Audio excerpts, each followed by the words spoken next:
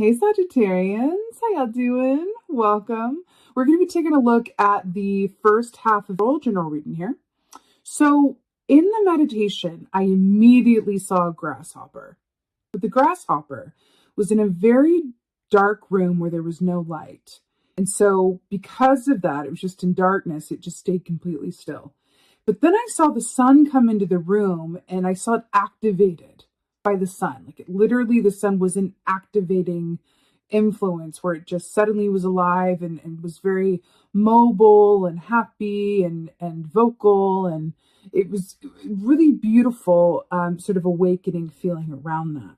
Grasshopper energy is also very much about the Fool's energy, right? In Lisa Robertson's deck, she shows the Fool as the grasshopper, right? Part of the reasoning behind that, and part of what I feel like is pertinent for y'all, is that grasshoppers can only move in one direction. They can only go forward. Can't go backwards, can't go to the side. It's about moving forward in only one direction without taking any back steps or side steps or loop-de-loos or roundabouts. It's about moving forward. Also in the meditation, I saw this grasshopper.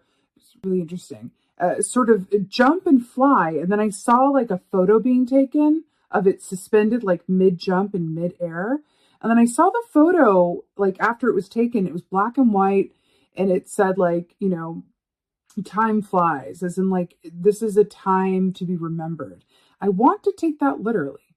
I want to take that literally and say that I feel like this time for y'all is going to be very memorable. And there are going to be influences and or events that happen during this time. I will say this feels more, we're looking at an aspect like the first 2 weeks of the month.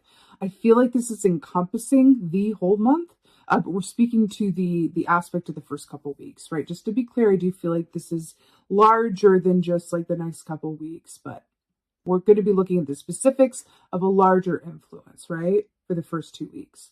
But I feel like there are going to be influences and or events that mark a specific turning point for you, or that is going to be a time that you look back on and go, wow, yeah, that was a turning point. Or wow, yeah, I remember that. I remember when this happened. I remember when I made that choice. I remember when I released that. I remember when I turned over this new leaf and things really started to move forward for me. That's what it feels like. It feels very distinctly as that energy. I feel like we could be talking quite a bit about the practice of moving forward and what that entails, but it feels highly auspicious. Now, we're going to get to the cards, but before I do so, a couple of things. Number one, I am trying out a new format here. So what this will be is I'll be with you for the meditation, you know, talking through what I've seen and welcoming y'all, as it were. But then for the cards, we're going to switch camera angles, and you're just going to be looking at just the cards. So you guys are going to be able to see sort of the larger spread and also the specifics and the details of each card as well, because I want to give y'all the best of both worlds. And y'all have been asking to see more of the cards and to kind of switch it up a bit.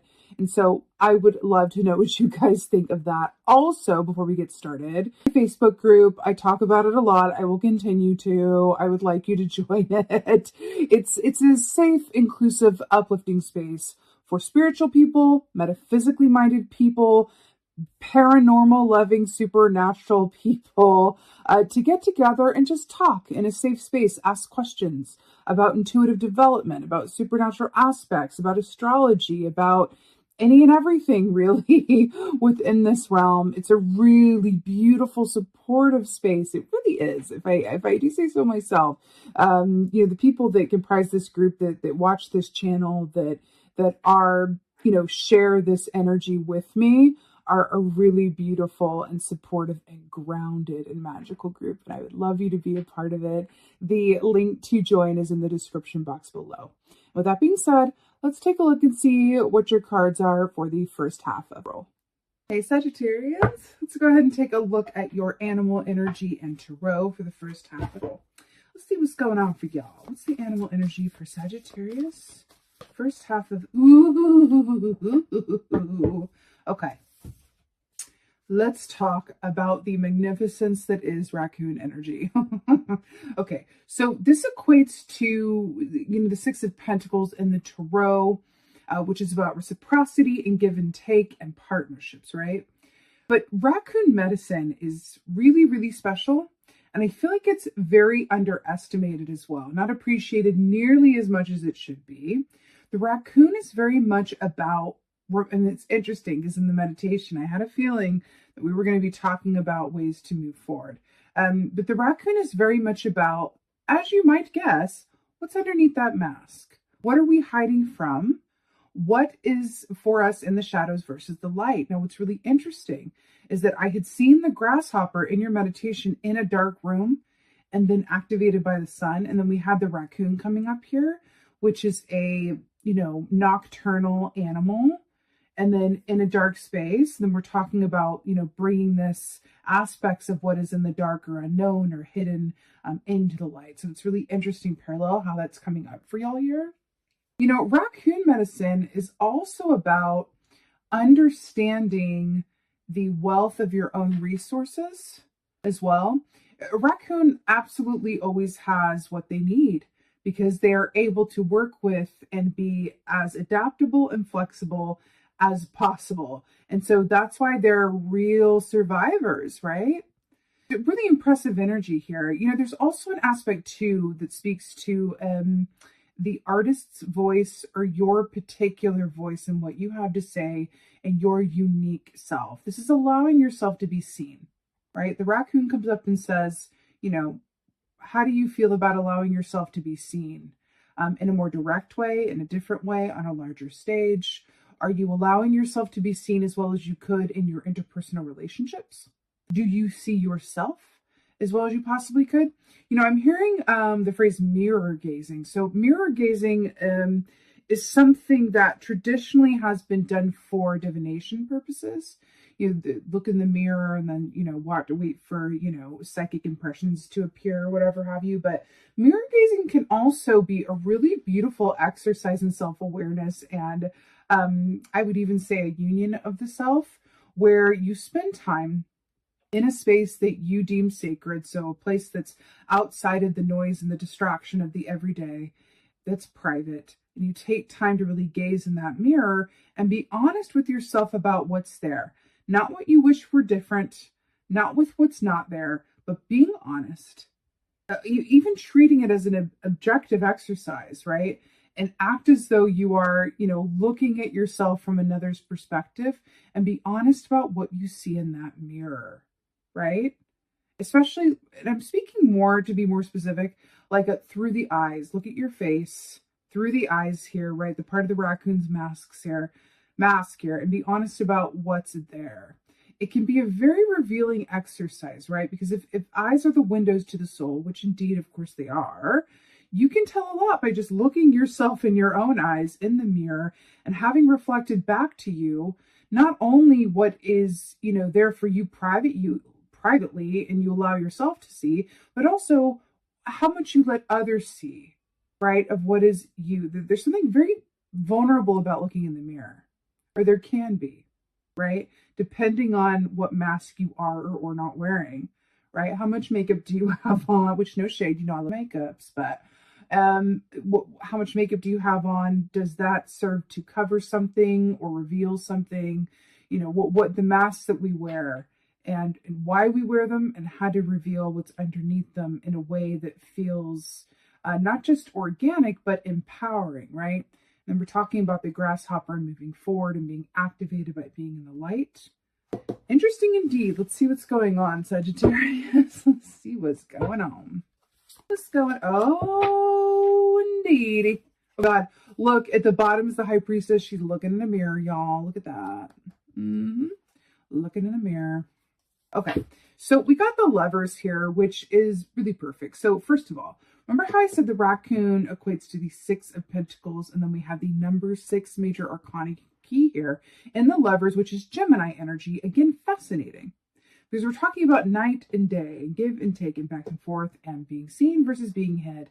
And the Lovers is very much about inner and outer duality, right? Much like Gemini energy is, ability to straddle two worlds or see both sides of something, really both sides of everything, right? Lovers is also about love-based choices. And then we're talking about looking in the mirror and being honest with yourself and how that can be an exercise in self-love and self-awareness. I feel like this is a call to really engage in some love partnership and frankness, I want to say, with and for yourself. I feel like there's also an aspect here because it's being shown to me as the fool, the grasshopper moving forward. It's taking a look at your choices and being honest with yourself about which ones have been made from fear and which ones have been made from love. And let me let you in on a little something. So it can be tricky. Sometimes we make fear-based choices, but we're absolutely positive that it's a love-based choice. But if we look like the raccoon beneath the surface of that choice, it can be very revealing. If we just take the time to hanged man it and take another look, or high priestess it, and just kind of look at that reflective surface and go, interesting.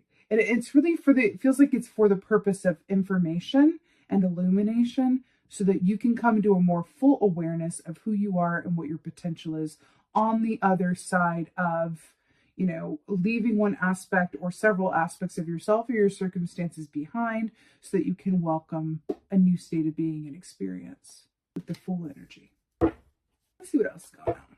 What else is right? So we have the Four of Swords here. Are you seeing the parallels? Do you see what I see? So Four of Swords, fascinating. This is about taking the time to completely unplug, wind down, and be still within oneself, right? This is also about rest and rejuvenation. So this is really fascinating here that we have this energy of, wanting to be aware so that you can, in full awareness, move forward with only what you want to take, right? So this is fascinating here. Very fascinating. Also in the daytime, both of these, right? With the nighttime being overcast and the moon by the raccoon there, right? The Four of Swords is really about allowing yourself to rest and regenerate, which is interesting because this is really beautiful advice.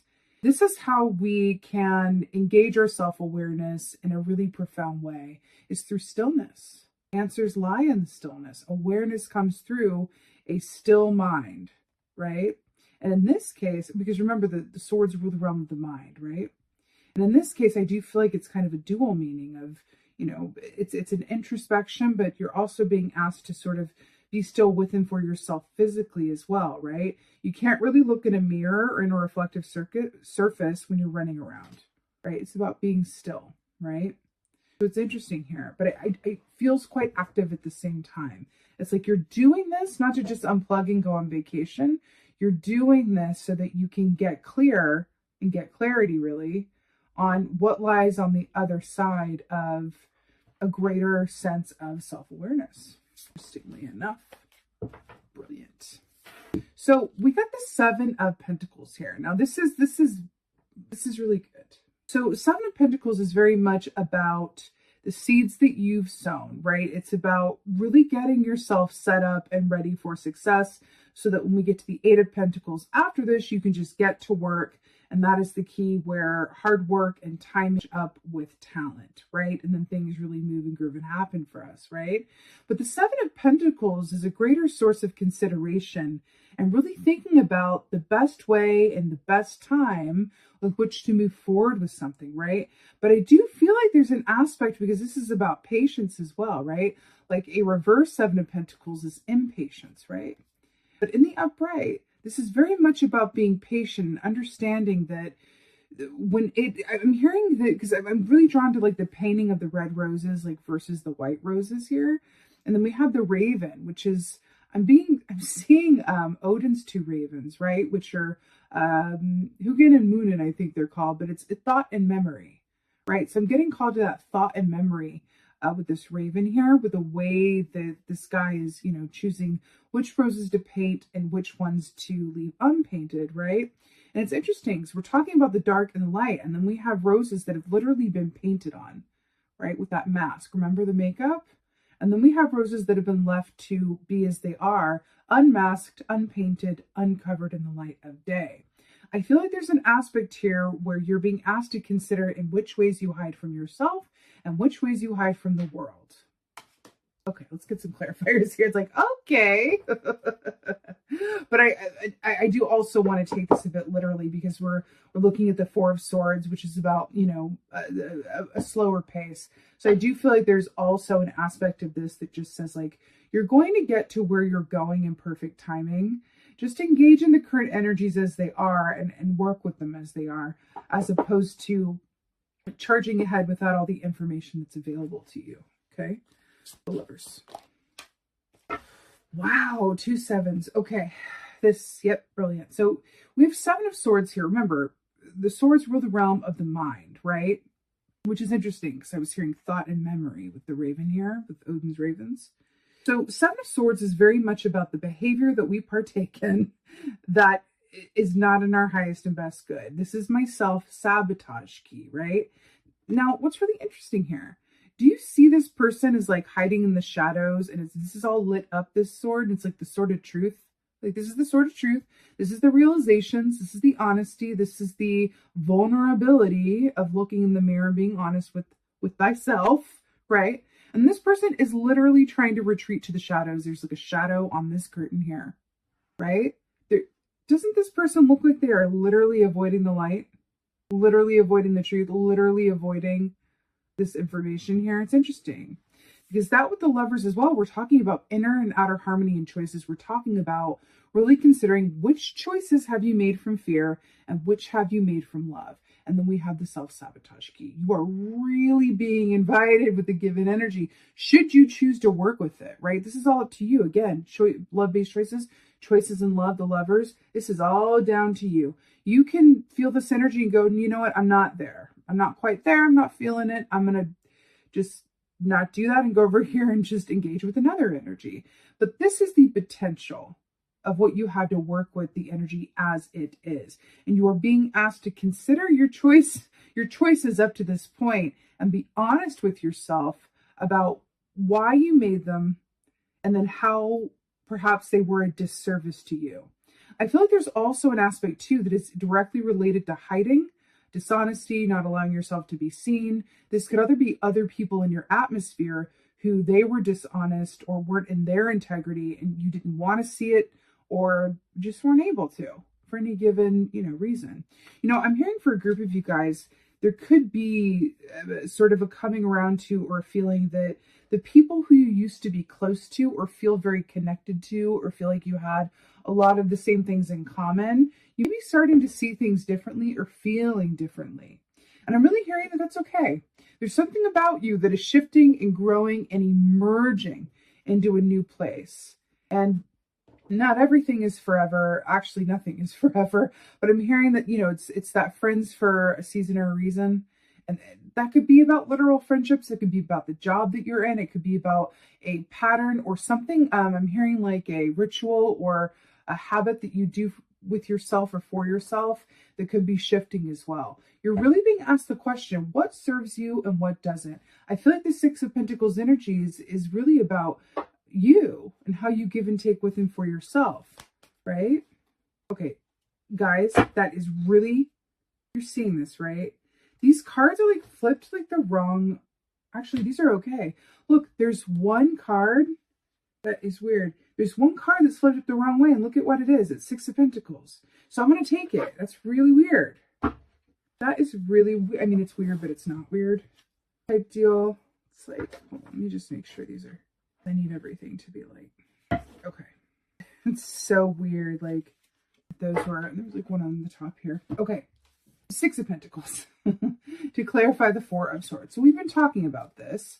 Now, what's really interesting about how this is depicted here is that, this is sort of like an angel of light. This is like a divine being, right? The goddess here with these two scales. And then we've got this little person down here going, okay, please, please, please bestow upon me these gifts, right? She is a being of light. And then we have this Four of Swords here. We're talking about the shadows and the darkness, right? Why do I feel like this is coming to you in either dream time, when you're meditating, or when you're still? There's going to be a source of inspiration and awareness that comes through about how you can better give to yourself or reveal yourself in a way that leads to your betterment or even your ascension in some way, shape, or form, right? Whether it's going from one level of success to another or whatever it had, but there's something about like engaging upwards from where you are, right? It's really, really interesting. Back to that grasshopper. The only way is forward. Now, another aspect of this Six of Pentacles, as it is depicted here, is this asks you to consider your relationship to giving and your relationship to taking. Now, absolutely no judgment. Some people are better at giving, some people are better at taking. You're being asked to consider with this key, and especially with the Four of Swords in a still, honest way, what are you more comfortable with? Are you more comfortable with giving compliments or receiving them? Are you more comfortable with giving help or receiving it? Whichever one you answered right now, like in your own mind, you're being asked to open yourself up to the other one more. So if you're more comfortable with giving compliments, but you're not great at receiving them, you are being asked to reconsider your relationship to receiving, because there could be something cutting you off from receiving something that is due you, right? That has come due with Seven of Pentacles here, but you're cutting yourself off from really being able to receive it or align to that energy of happy potential, because maybe it's a self-worth issue, right? Usually when we have trouble receiving, it's usually what it is, self-worth issue or something related to that, right? But just it's stuff like that. You are being invited to really question and acknowledge and going inside into the dark recesses of your mind and intuition, right? And then receiving illumination as a result, right? But I feel like this is also asking what relationships in your life are reciprocal as well. You are really being asked to do some deep consideration here of your given circumstances and relationships, right? Again, with the Fool, not everything can come with that Fool. His knapsack is quite small. It doesn't fit very much, right? The Fool's knapsack actually has in it all the tools that the magician is about to bestow on him, right? So it's the pentacle, it's the sword, it's the cup, it's the wand. You can think about it that way too, only taking what you need, right? Oh, wow. So this came up in reverse. So we have the Devil here to clarify the Seven of Pentacles. Now, this is really fascinating. I'm going to hold it in the upright for the sake of the visual here. So the Devil energy is very much about, it's about feeling restricted, but it's also about, similarly to the Seven of Swords, it's about self-sabotage behavior.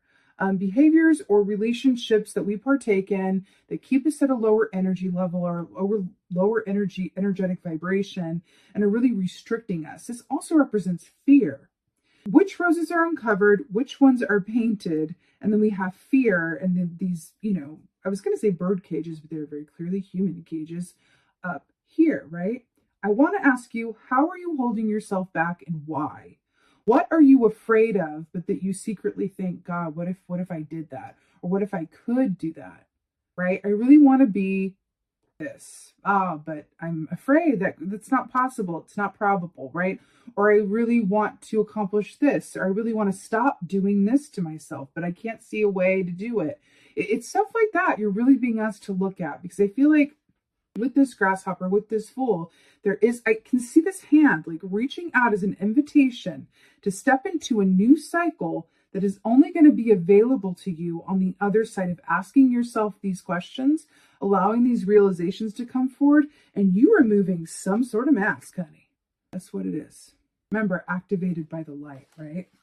Being clear about which choices were made from fear, which were made from love, and adjust accordingly, really. Go ahead and get an oracle for y'all. Let's do it.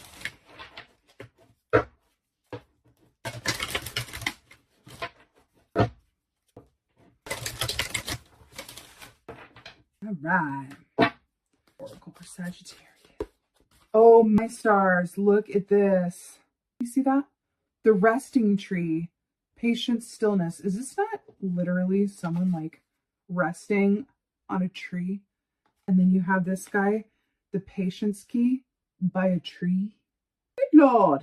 Okay, so also 2 plus 2 is 4 of swords. Very good. So the resting tree, patience, stillness. This is such a beautiful, beautiful key, if you can see that. This is a really beautiful energy here. This is very much about trusting the process. Also, do you see the darkness in these two like candles here that like a source of illumination, right? I do feel like this is a beautiful, end note of trusting the process. Didn't I say to not wish yourself somewhere else or in another timeline or whatever else?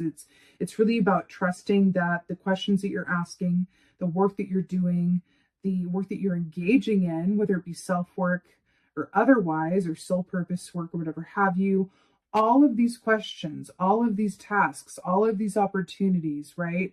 They are happening for your highest and best good. And it's really up to you to go, okay, like I'm going to trust this process. I do have these inside wants out moments. I do have the feeling that I'm not living up to highest and best potential because of fear, because I do this, because I don't do enough of this. So how can I just sort of tap in and tune in and be with myself in a gentle and nurturing but honest way, right? You see how she's this like some water here? We're talking about looking in a reflective surface. So that's really interesting, right? You're being invited. I keep wanting to say, you are being invited to look clearly at your circumstances, your choices, and yourself. What are you hiding from, or in what ways are you hiding or keeping yourself small, either for the sake of others or for your own comfort levels, right? That's what you're being asked. But this is a beautiful energy to be nice to yourself, go gently and nurture yourself, whilst taking on this good work of being honest about what's inside and what's there and what you see when you look in the mirror, right? Because that will reveal much, for sure. All right, Sagittarians, I so hope that this helps and resonates. If so, please let me know in the comments below, because I really, really love reading your comments. So it would mean a lot to me to hear from you. And also, do let me know what you think about this new format. How do we feel? How do we feel about meditation with the full face at the top and then the cards so that you're able to see the detail in the pictures a little bit better? Please let me know in the comments how that is sitting with you. I want to hear from y'all. And with that being said, just thank you. Thank you, thank you, thank you. Please like, share, and subscribe. I would love that. And thank you so much, as always, for being here. And most of all, thank you for being you. And be well. Until next time.